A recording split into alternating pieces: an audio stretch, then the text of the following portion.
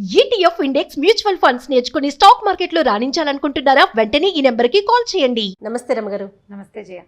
రమగారు, family issue ఒకటి తీసుకుందామండి ఈరోజు.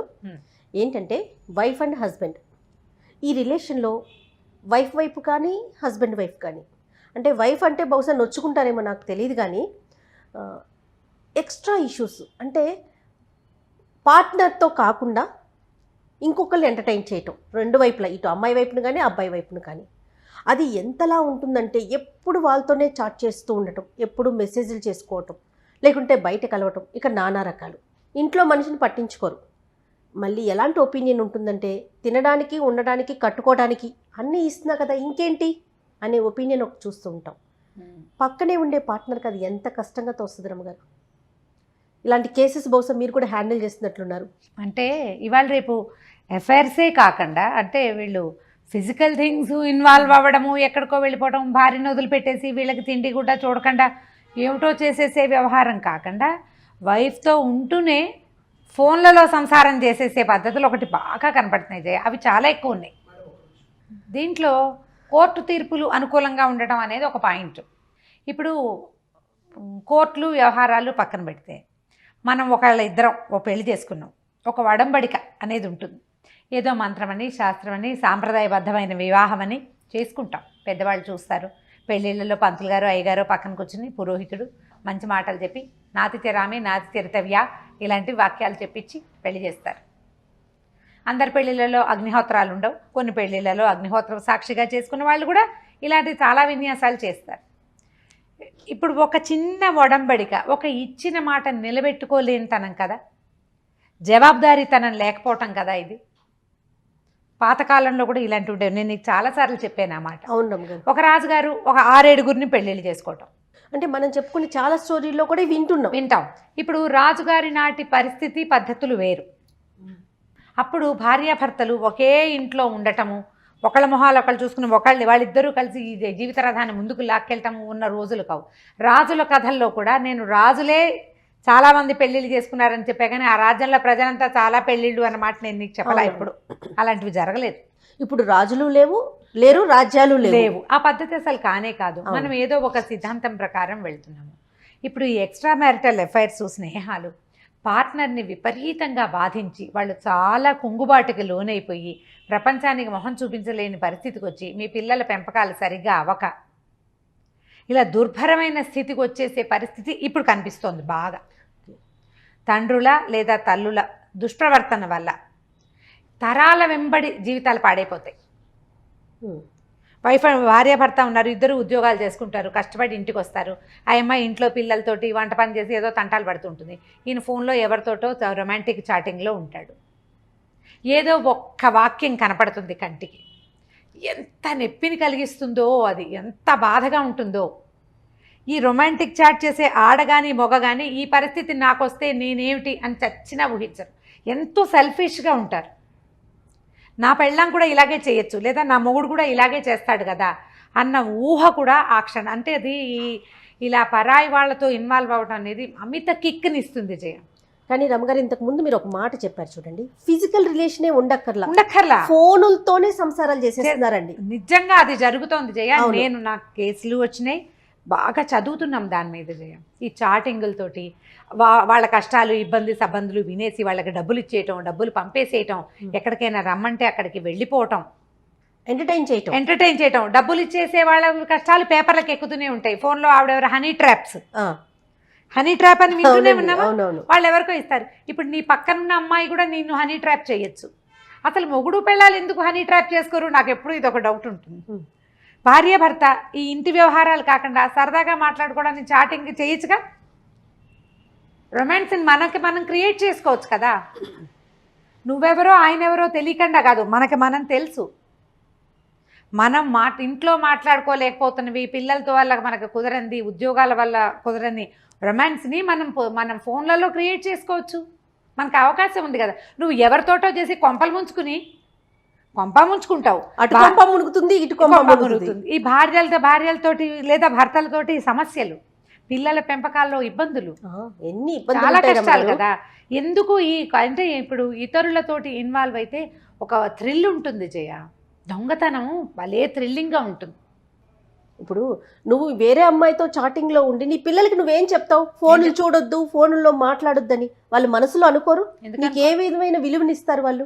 అవును, అంతే కదా రమ్మగారు. ప్లస్ నీతో పాటు ఉండే ఆ స్త్రీ, ఆ అమ్మాయి ఎంత ఇబ్బంది పడుతూ ఉంటుంది, ఎవరికి చెప్పుకోలేదు. అంటే ఈ అమ్మాయికి ఏదో తెలివితేటలు లేవు, ఇది రొమాంటిక్ కాదు, ఇదేదో కాదు, అదేదో తప్పులు వెతుకుతూ ఉంటారు. అది కాదు కాబట్టి నువ్వెవరితో మరి నీ పెళ్ళం కూడా నువ్వు బాగా ప్రేమగా ఉండే వాళ్ళ కోసం వెళ్ళరా, వెళ్తారు కదా.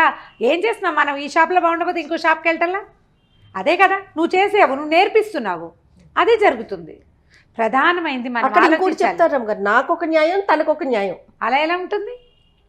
ఎట్లా ఉంటుంది చెప్పు? అంటే ప్రాక్టికల్గా ఆడవాళ్ళు అంత ముందుకు వెళ్ళలేకపోతారు కదా. ఎందుకు వెళ్ళట్లేదు జయ? ఆడవాళ్ళు కూడా ముందుకి చక్కగానే వెళ్తున్నారు. ఇప్పుడు చక్కగా వెళ్ళకపోతే నేను ఉద్యోగం చేస్తాను, నువ్వు ఇంట్లో ఉండి ఇల్లు సంసారం చూసుకో అని చెప్తున్నారా మగపిల్లలు? జాబ్ చేసే పిల్ల కావాలి, ఇంట్లో కూపస్థమండుకల్లాగా ఉండే పిల్లొద్దు. ఇద్దరం సంపాదిస్తే వేడి నీళ్ళకి చన్నీళ్ళు. ఏది ఈ చన్నీళ్ళు లేకుండా నువ్వు ఉండు, నువ్వు ఉండవు, నువ్వు ఉండలేవు. ఎవరైనా 2-3 ఫ్రెండ్స్ భార్యలు ఉద్యోగాలు చేస్తుంటే వాళ్ళు చక్కగా హాయిగా ఇద్దరు కలిసి కలపోసుకుని సంసారం చేసుకుంటున్నారు, బాగా సంపాదించుకోగలుగుతారు, అవి ఇవి కొనుక్కుంటున్నారు, పిల్లలకి బెటర్ ఎడ్యుకేషన్ ఇస్తున్నారు, ఫారిన్ ట్రిప్లు వెళ్తారు, మనం వెళ్ళలేకపోతున్నాం అనిపిస్తుంది. ఇంతకీ దద్దమని చేసుకుని ఇది ఇంట్లో కూర్చుంటుంది, రోజు అన్నం వండుకు తింటాం, గిన్నెలు తోట తప్పిస్తే దీనికి ఏం రాదనిపిస్తుంది. ఇది కూడా ఈ అమ్మాయి కూడా ఏదైనా చేయాలా? అంతేగా. లేదా నువ్వు బయట ఉద్యోగం మాత్రమే చేసుకొస్తే నీ ఇల్లు వాకిలి నడిపి పిల్లలు, స్కూళ్ళు, కరెంట్ బిల్లులు, ఫోన్ బిల్లులు, ఆ బిల్లులు, ఈ బిల్లులు, పనులు సమస్తమైనవి ఆడవాళ్ళతోటే చేయిస్తారు. అలా వాళ్ళని చూడటం లేదా? ఉద్యోగం తప్పిస్తే రెండో పని చేయరు. నేను జాబ్ చేస్తాను కాబట్టి నువ్వు పిల్లల్ని నువ్వే చూసుకోవాలనే మహానుభావులు నా దగ్గరికి 10 కేసులు వచ్చినాయి. జయ అతను ఏం చేయడు, అన్నీ నేనే చూసుకోవాలి, జాబ్ చేస్తున్నా, డబ్బులు తెచ్చిస్తున్నా కదా అంటాడు, బాధ్యత అయిపోయింది, మిగిలిన పనంతా ఆడవాళ్లే చేసుకుంటున్నారు. అయినా కూడా ఎవరైనా జాబ్ హోల్డర్ని చూడగానే ఈ అమ్మాయి ఉద్యోగం చేయట్లేదు అనిపిస్తుంది. ఇది ఒక వేరే పాయింట్ జయ, ఇది వేరే పాయింట్. ఇక్కడ ప్రధానంగా మనం మాట్లాడేది ఏంటంటే ఈ ఎక్స్ట్రా మ్యారిటల్ అఫైర్స్ కానీ చాటింగ్ కానీ మోతాదు మించకండి. దానివల్ల మీకు వచ్చే థ్రిల్లు, మీరు అనుభవించే సంతోషం పక్కన పెడితే మీ జీవితం ఎవ్వరికి, మీ పిల్లలకు కూడా ఎగ్జాంపుల్గా, బ్యాడ్ ఎగ్జాంపుల్గానే మీరు బ్యాడ్ ఎగ్జాంపులే అవుతారు. ఇలా చేయొచ్చు, ఇది ఓకే అనే విషయాన్ని మీ పిల్లలకి మీరు అక్షరాలా నేర్పించేస్తారు. అలా అక్షరాలా నేర్పించే, అసలు వెరీ సారీ టు సే ఈ మాట, మనం సిగరెట్లు తాగటం సహజంగా చేసేసాం, మందు కొట్టడం సహజంగా చేసేసాం, ఎవరి గురించైనా చులకనగా మాట్లాడడం సహజంగా చేసాం, బూతులు ఎఫ్ సౌండ్ లేకుండా మాట్లాడడం రావటం లేదు పిల్లలకి.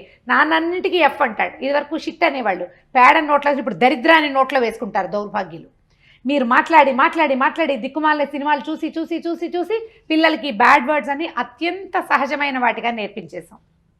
దాంతోపాటే మీ తాలూకు ఈ దుష్ప్రవర్తన ఉంది చూసారా, పార్ట్నర్కి అన్యాయం చేసేయటం, వాళ్ళ కష్టాన్ని పట్టించుకోకపోవటం, వాళ్ళకి బాధ కలిగిస్తున్నా సరే ఇంకా పోక్ చేయటం, అది కూడా మీ పిల్లలకు నేర్పిస్తారు. రేపొద్దున అది మీరు అనుభవించాల్సి వస్తారు ఖచ్చితంగా. పిల్లల జీవితాలు అన్యాయం అయిపోవటం, ఎంజాయ్మెంట్కి ఒక హద్దు పద్దు లేకపోవటం, ఎక్కడ ఒక్క బ్యారికేడ్ లేదు, ఏ పరిధి లేదు, మనకి గీతలు లేవు. ఈ గీతల్లో బతికిన వాడు చక్కగా ఉంటాడు, వాళ్ళ పిల్లలు బాగుంటారు. జ్ఞాపకం చేసుకోండి, మీరు గీతల్లో ఉన్న నాన్నల పిల్లలు కదా, అంతే కదా. మన నాన్నని గుర్తు చేసుకోండి, గీతలు దాటిన నాన్నల కొడుకులు ఎలా ఉంటారు? మనకి ప్రత్యక్షంగా ఎగ్జాంపుల్స్ ఎన్నో చూస్తున్నామా. మన నాన్నల్ని గుర్తు చేసుకోండి. ఇది 50 ఏళ్ళు దాటిన ప్రతి వాళ్ళు, 40 దాటిన ప్రతి వాళ్ళకి మన నాన్నలు ఎంత ఎథికల్గా ఉన్నారు, ఎంత జాగ్రత్తగా జీవితాలు నడుపుకున్నారు. మనమేంటి చేతిలోకి డబ్బులు రాగానే ఇంత విశృంఖలత, స్మార్ట్ ఫోన్ లాగానే విశృంఖలత, ఎవడూ చూడ్డు కాబట్టి చేసేస్తాం. చూడకూడని వ్యక్తి చూసేశాక తర్వాత నీ జీవితం ఎక్కడికి వెళ్తుంది? నీతో పాటు ఉన్న నీ పిల్లలు, నీ కజిన్స్, ఉన్న సమాజం అంతా ఏ పక్కకి తీసుకెళ్తావు? పైగా 10 ఏళ్ల లోపల పిల్లలు ఏది చూస్తారో 30 ఏళ్ల తర్వాత వాళ్ళు అదే చేస్తారు. 30 ఇచ్చాక ఖచ్చితంగా. ఈ 10 ఏళ్ల లోపల తల్లుల ఏడుపుని, తండ్రుల దౌష్ట్యాన్ని చూసిన పిల్లలు సేమ్ డిట్టో నాన్నలాగానే ప్రవర్తిస్తారు, లేదా ఆ మనిషి మీద ద్వేషం పెంచుకుంటారు. ద్వేషం పెంచుకున్న ప్రవర్తనలో తేడాలు ఏముండవు, ఇవే చేస్తారు జయ. అసలు నెగిటివిటీ రాదంటారండి? నెగిటివిటీ వస్తుంది, అయినా వీళ్ళు కూడా చేస్తారు. అది టేకెన్ గ్రాంటెడ్గా తీసుకుంటారు. నెగిటివిటీ వస్తుంది, నాన్నల మీద అయిష్టం వస్తుంది. వస్తుంది. దానివల్ల ఏం ప్రయోజనం? ఉపయోగం లేదు. ప్రయోజనం లేదు కదా. ఇది చెయ్యకూడదు అనేది వాడు బ్రెయిన్లో ఫిక్స్ అవ్వాలా. నాన్న చేశాడు మనం చెయ్యొచ్చు అని కూర్చుంటుంది లోపల సబ్కాన్షియస్లో. ఖచ్చితంగా ఆ పరిస్థితి వస్తే మా నాన్న కూడా ఇలాగే చేశాడు. మాకు తెలిసిన ఒక ఫ్రెండ్స్ అసలు ఈ మాట ఎప్పుడు చెప్పకూడదు అనుకుంటా, కానీ వాళ్ళకి గుర్తొచ్చింది నాకు. మా నాన్న తాగేవాడు, నేను తాగుతాను, నా కొడుకు తాగుతాడు, చూస్తే ఏమవుతుంది?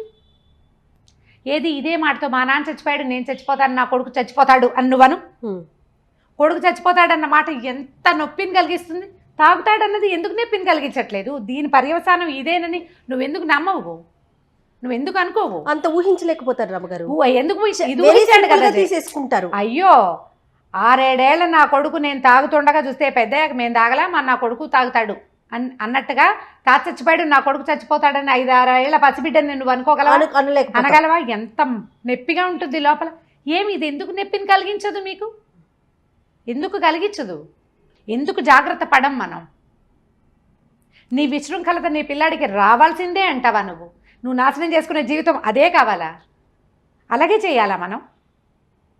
ఆడైనా మొగైనా జయ, నేను మగవాళ్ళ పేర్లు చెప్తున్నాను ఇక్కడ, ఆడవాళ్ళు కూడా అంతే. కానీ పిల్లల దాకా ఆలోచించలేకపోతారేమో అనుకుంటాను రమ్మగారు. అయ్యో వాళ్ళ సుఖం, వాళ్ళ ఎంజాయ్మెంట్, ఈ క్షణానికి నేను ఇంకొకరితో చాట్ చేస్తున్నాను, నేను సంతోషంగా ఉన్నానా, అంతే చాలు. చూసింది నన్ను ఏం చేయగలుగుతుంది అనే ఒక ఆలోచన కూడా చాలా మందిలో కనిపిస్తుంది రమ్మగారు. పర్యవసానాలు ఎలా ఉంటాయో తెలియదు జయ. 20 ఏళ్ళ 19 ఏళ్ళ ఆడపిల్లలు ప్రేమల్లో పడతారు, ఎవరినో చేసుకుంటామంటారు. నువ్వు చాట్ చేయట్లేదా అంటారు నాన్నని. తలకాయ ఎక్కడ పెట్టుకుంటావు? అసలు అది ఎందుకు ఆలోచించాం మనం? అసలు పిల్లల దాకా ఎందుకండి? మనతో ఉన్న మనిషిని మనం ఇబ్బంది పెట్టడమే కదా. అదే కదా. అంటే ఆమె అంత లెక్క ఉండదు జయ. ఆమె కానీ అతను కానీ పార్ట్నర్స్కి అసలు లెక్కే లేదు. పిల్లలు పెద్ద లెక్క కదా. పిల్లలు చాలా పెద్ద లెక్క. ప్రధానమైంది ఇలాంటి పనుల వల్ల పర్యవసానం ఏమిటి అనేది ఆలోచించి ఒక గీత గీసి పెట్టుకోవాలి. గీతలో ఉండాలి. ఈ బ్రాకెట్స్ని ఎప్పుడైతే దాటుతామో మన జీవితాల మీద మనకి కంట్రోలే ఉండదు, పట్టు లేదు, ఉండదు, ఇంకేం లేదు. ఇక నీ లైఫ్కి అర్థమే లేదు. ఎన్నో రకాల జీవజాలాలు పెరుగుతుంటాయి. 80 కోట్ల 1000 కోట్ల జీవజాలం ఉంది భూమి మీద.